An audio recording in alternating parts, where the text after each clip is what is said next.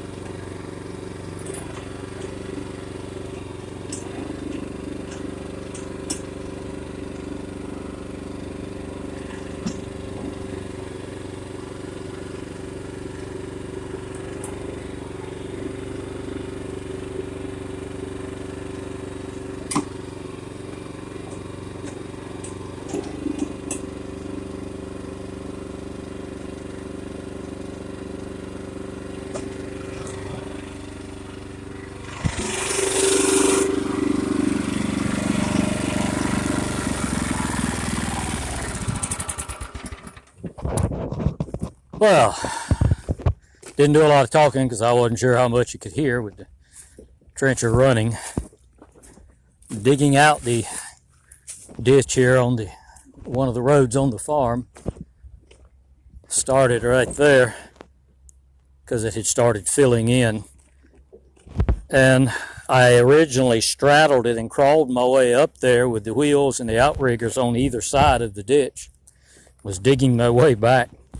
When I got right here, this part right here, as you can see, is soft. I can't even stand on it. And it caved in. And with me sitting on it, the trencher went in sideways. Got kind of hairy there for a second. But the good thing about these towable trenchers is you really can't stick them.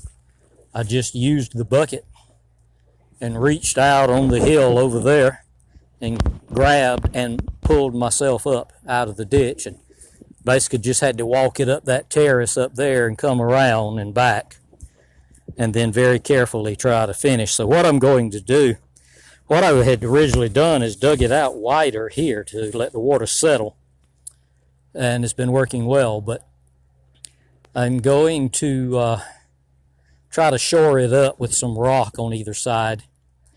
But before I do that, now that I've got it dug as far back as I want to dig it, because I use that, I don't want to block that off with a ditch. So I'm going to come right in here and dig across the road like so, because this is a good drop off. You can see how I'm going downhill here. So I'm going to dig across there and bury a pipe so that the water will come in, settle, and hopefully by having the pipe on the side, it won't have a problem filling up with dirt. I have in the past found out by trial and error that if you have a pipe at the end of the ditch, it just fills up with loose dirt. But if you have it on the side, the loose dirt will wash that way and settle, and the pipe will empty the water. And eventually it will get a lot of dirt in it right up to the pipe, but you can always keep that end cleaned out and you'll be okay. That way you don't have to dig the whole thing. So that's the plan. I will make a video when I start digging this part. It's getting late in the day now. I got a late start. But that's a little bit of the Harbor Freight trencher digging out the ditch and almost turning over on me. So it was my own carelessness. Let the wheel get too close to the edge and the bank just caved in on me. But it walked it right out with no trouble. And I guess there's probably no way it could have turned completely over on me with the outriggers and the boom and dipper and bucket and all. But it sure felt like it was going to a little rodeo ride there. We'll put it that way. Is this wheel right here went down into that ditch. So I was sitting at a pretty wild angle.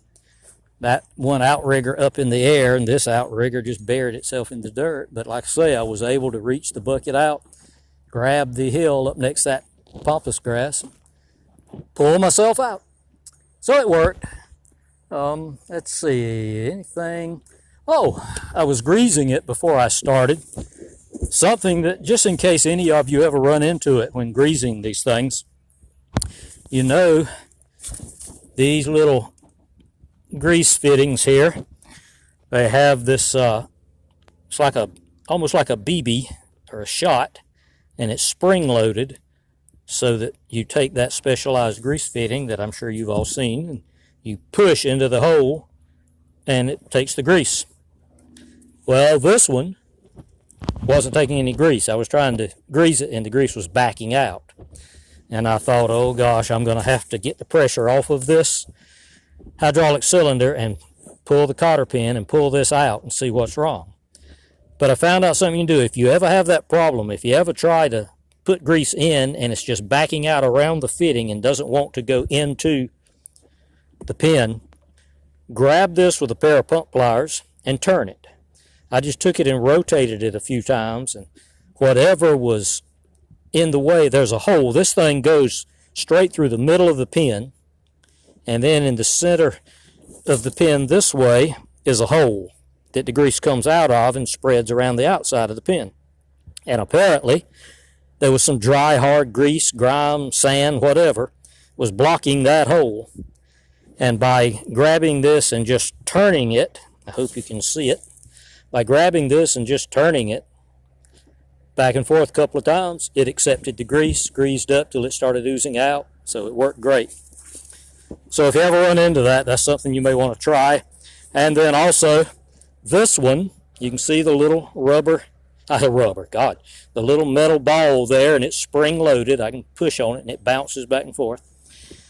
And that one, I thought I was going to have to get a new pin because that one disappeared. I couldn't even find it. It was down in there. And I was worried about dirt, of course, getting in there. I took a very fine finishing nail and stuck in there and wiggled around very carefully to keep from breaking it off. And it popped back up.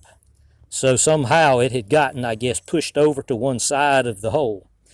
And I felt it. I believe it was over on this side of the hole. And I felt it. And when I